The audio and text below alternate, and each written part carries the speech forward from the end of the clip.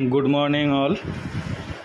आज के আমরা একটা সুন্দর কেস শিখে নেব। কেসটা হচ্ছে এ কেস অফ গ্লাকটোরিয়া। কি বললাম? এ কেস অফ গ্লাকটোরিয়া। এক ভদ্রলোক একদিন হঠাৎ আমার চেম্বারে আসে, এসে বলে, শুভজিৎ, তোমার বৌদির একটা সমস্যা হয়েছে। আমি বললাম, কী সমস্যা? বলছে 4-5 দিন ধরে ওর ব্রেস্ট থেকে অটোমেটিকলি মিল্ক সিক্রেশন হচ্ছে। আমরা এই সমস্যার জন্য একবার 6 মাস আগে এইমসে দেখিয়েছিলাম, সেখানে কিছুদিন ওষুধ খাওয়ার পর ভালো ছিল। তার আগেও সমস্যা ছিল, এদিক ওদিক টুকটাক ডাক্তার দেখাচ্ছি, কিন্তু 6 মাস ভালো ছিল, আবার শুরু হলো। বললাম, বৌদিকে আনলেন না কেন? বলছে, তোমার বৌদি আসতে চাইছে না, আর এছাড়াও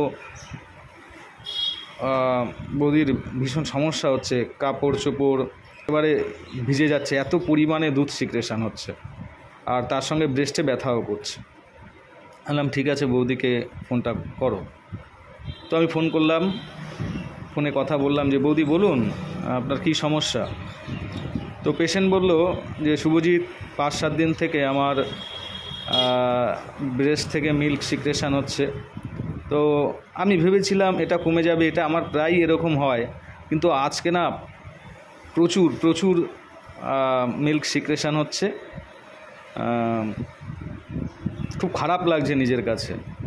আমি রাস্তাঘাটে কোথাও বেরোতে পারছি না, বাজার টাজারে যেতে পারছি না, কাপড় চোপড় একদম ভিজে যাচ্ছে, নাইটি পুরো আছি, নাইটি পুরো ভিজে যাচ্ছে, এত পরিমাণে মিল্ক সিক্রেশন হচ্ছে।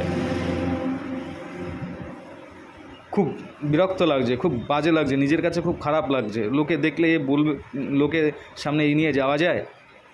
একদম আমার কাছে খুব বিরক্ত লাগছে এই ব্যাপারটা, ভালো লাগছে না।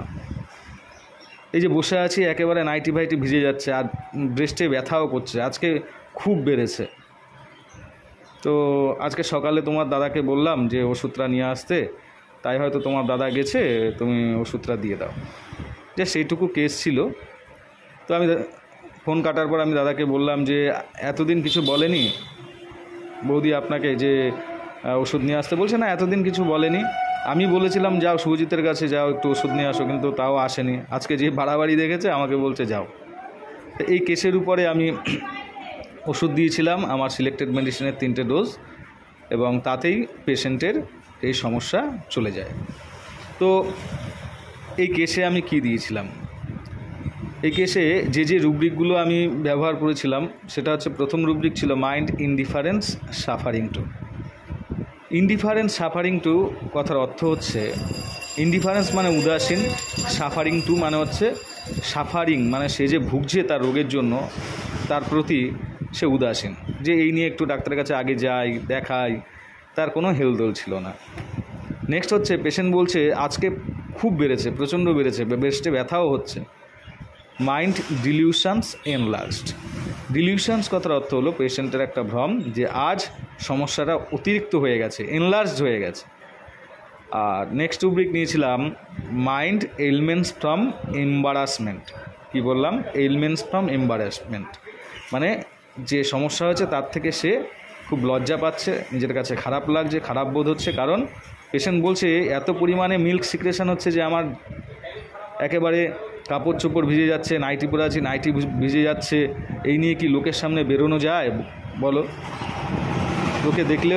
লোকের কাছে দেখলে কেমন লাগবে?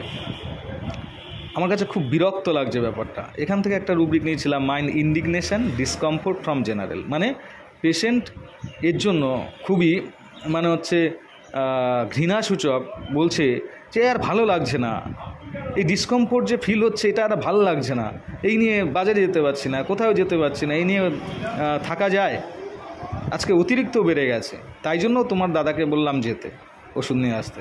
মাইন্ড ফিয়ার এক্সট্রাভ্যাকেন্স অফ, ফিয়ার মানে ভয়, এক্সট্রাভ্যাকেন্স অফ মানে আরও বেড়ে যাওয়ার। অর্থাৎ এতদিন পেশেন্ট দেখুন কিছু বলেনি, বললো যে এটা আমার প্রায় হয়, আমার এই নিয়ে কোনো সমস্যা হয় না, কিন্তু আজকে যখন অতিরিক্ত হয়ে গেছে, পেশেন্ট ভাবছে আর তো ওয়েট করা ঠিক হবে না, তাহলে আরও আমার দিন দিন এই সমস্যাটা আরও বেড়ে যাবে, আমার পরবর্তীতে সমস্যা হবে। এই জন্য পেশেন্ট তার হাজব্যান্ডকে বললো যে যাও আজ ওষুধ নিয়ে আসো। তো এই গোটা 4-5 রুব্রিক ব্যবহার করে পেশেন্টকে ওপিয়াম 30 15 মিনিট পর 3টে ডোজ দেওয়া হয়েছিল এবং স্যাকল্যাক দিয়েছিলাম 7 দিনের জন্য, এবং পেশেন্ট একবারেরই ওষুধেই পুরো একদম সুস্থ হয়ে গেছে। এবং পরের সপ্তাহে আসার পর আবার আমি স্যাকল্যাক দিই, তারপরে আর আমার কাছে ট্রিটমেন্ট নেয়নি। পেশেন্ট টিল নাও এখনও সুস্থ। তো আশা করি আপনারা ওপিয়ামের কেসটা শিখতে পারলেন। সবাই ভালো থাকবেন, বাই।